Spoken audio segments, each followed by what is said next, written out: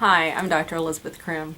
I'm a licensed psychologist, a certified Relax and Renew yoga trainer, and the founder and director of Moonstone Center. I also speak and write and do consultation to professionals as well as provide psychotherapy with a collaborative group of folks who make up Moonstone Center, which include an acupuncturist and a yoga therapist and also a marriage and family therapist. So we are very focused on the mind-body process, whether I'm offering CEUs through Moonstone's continuing education, or we're doing an event that's just networking, or whether I'm in my practice or consultation with clients or colleagues who come for consultation. Any of these formats, I increasingly am looking at us as individuals, whichever chair we're in, as integrated whole beings. We're mental, physical, emotional, spiritual, and relational. So I welcome you to the Healer's Life. That's this video message, goes also with our newsletter, which is in writing and comes to your email box once you've signed up for it. You can sign up for the written newsletter at www.moonstonecenter.com. There's a place where you can sign up for the newsletter and put your email in, and you'll be in the next sending of that newsletter. Hope you will follow us there. One of the cool things about the newsletter is that there's also links to give you support for men's issues, women's issues, people in general. And just whatever upcoming events. There's a little bit more information there in the newsletter in writing. I also usually write a message that goes along with the video. I want to comment on the fact that last time when I spoke to you in January, I was in a very not as good place. I was working through it, I guess, and was feeling a lot of hopelessness and depletion coming off the holidays, and was talking about the roles that we play as healers, the role we play with our clients and our patients. We don't really take a break. Sometimes it even amps up, because we go back to our families of origin, or we replay those roles in our own families that we created even now in our current family situation. And I want to say thank you. Many of you have commented that it spoke to you, it encouraged you, you felt really connected to what I was saying. One of you came to me and said it was very bold, and I think it was because I was kind of letting people know and honoring that we're people too. We're not just psychologists, we're not just mental health care professionals. That we as healers are also dealing with compassion fatigue and having to manage that. So I think, this person pointed out that, a lot of times we don't remember to look at the compassion fatigue in our own personal lives, that it can happen there. So again, I thank you. Thank you to each of you who've commented and said thank you and echoed, that's what I was feeling too. I guess I also want to just encourage you that what I did and what I wrote about was taking care of yourself, listening to yourself, and I really have spent time doing that, and I'm feeling so much better. And I'm not being tired. I'm still tired. I'm still doing a lot. I'm still in need of rest. I think what shifted this between last newsletter and this one is that I am really re-embracing living. So the title of my newsletter is Live Life.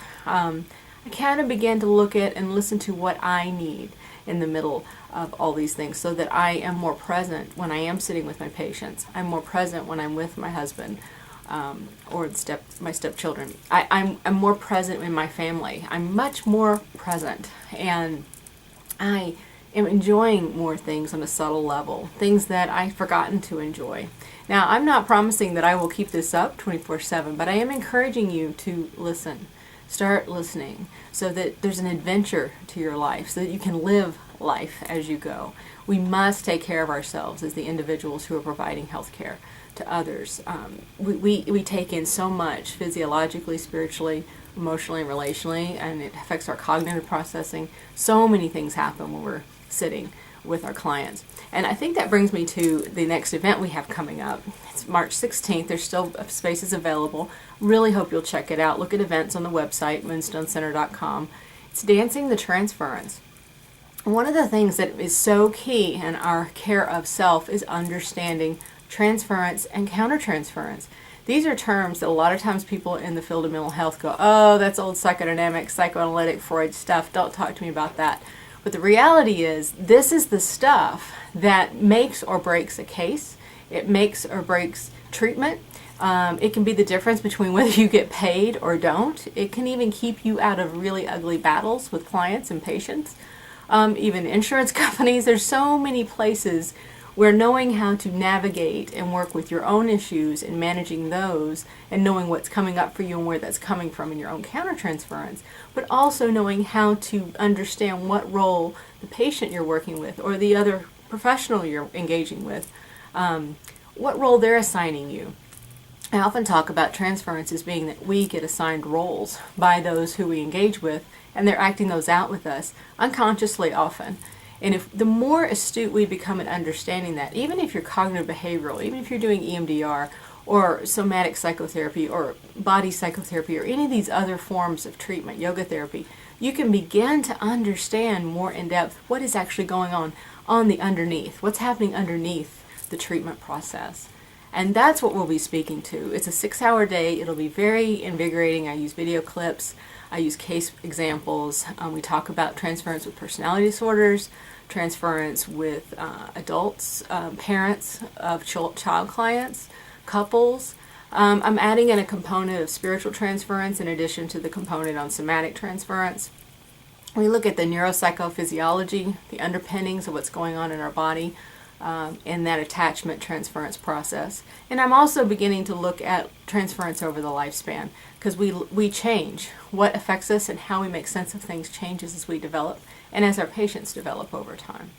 So I really hope you'll check that out. Like I said, we still have spaces. Go to the website, click on the events page, and sign up. It's going to be in Hermosa Beach. It's going to be a great day. We have yoga therapy throughout the day with Simone Marquet, and that adds such a powerful component of self-care, but also helping you integrate the material in a mind-body learning level. So it's very good stuff.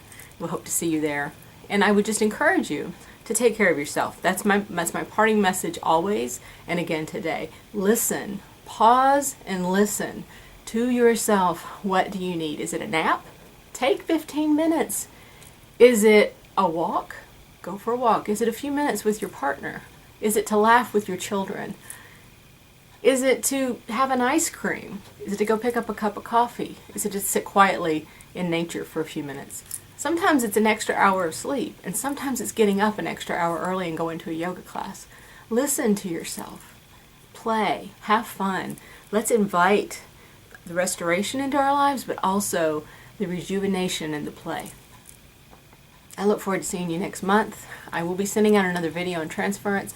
Tell people about the upcoming event. Please come, bring someone. And if you're in need of a discount, we have those for interns and psych assistants who are degreed, and even students if they're higher in their training. But we want to help you be able to attend if you're early in your career. That's the bottom line. Okay, look forward to seeing you. Take care. Bye-bye.